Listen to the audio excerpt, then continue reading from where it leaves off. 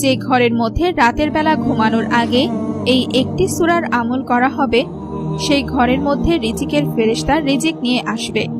আর রিজিকের ফেরেশতা এত বেশি ধন সম্পদ নিয়ে আসবে সেই ঘরে, যেটা সেই ঘরের মানুষগুলো কখনো কল্পনাও করতে পারেনি। আজকে আমি আপনাদেরকে যে সূরার আমলটি বলবো, এই ব্যাপারে আমাদের সর্বশেষ নবী, আমাদের প্রিয় নবী হযরত মুহাম্মদ সাল্লাল্লাহু আলাইহি ওয়াসাল্লাম বলে গেছেন।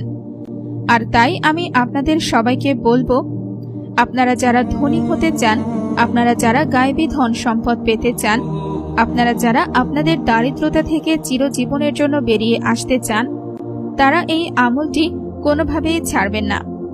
এই একটি সূরার আমল আপনার জীবনকে এমনভাবে পরিবর্তন করে দেবে, যেটা আপনি কখনো কল্পনাও করতে পারেননি।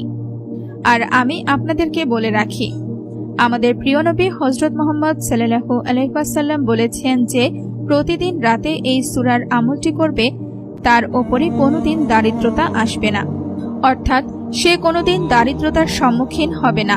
তাহলে একটি বার ভেবে দেখুন, আমি আপনাদের জন্য আজকে কত ফজিলতপূর্ণ, কত বরকতময় একটি আমল নিয়ে এবং ধন সম্পদ লাভের কথা একটি সুন্দর উপায় নিয়ে হাজির হয়েছি। বন্ধুরা, ভিডিওটি শুরু করার আগে আসুন একটু প্রার্থনা করি। হে আল্লাহ, আমাদের সকলকে হালাল রিজিক দান করুন। যারা হালাল রিজিক পেতে চান, কমেন্ট বক্সে লিখুন আমিন।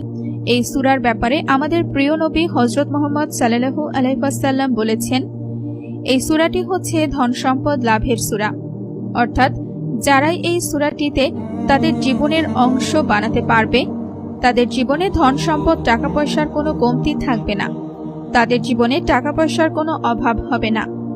আর তাই আমি আপনাদের সবাইকে বলবো, আমি আজকে আপনাদের জন্য যে ফজিলতপূর্ণ বরকতময় সূরার আমলটি নিয়ে হাজির হয়েছি, এই আমলটি আপনারা নিজে করবেন এবং এই সূরাটি আপনার বাচ্চা কাচ্চাদেরকে শেখাবেন।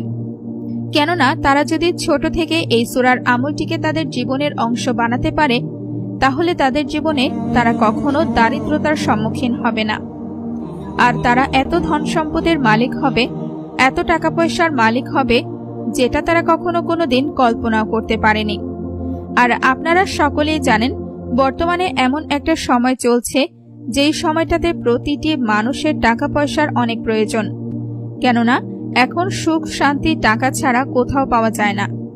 আপনি যদি পরিবারের জন্য সময়মতো বাজার সদাই না করতে পারেন, তাদের প্রয়োজনীয়তা না মেটাতে পারেন, তাহলে আপনার পরিবারে অভাব অনটনের সাথে সাথে অশান্তি দেখা দেবে।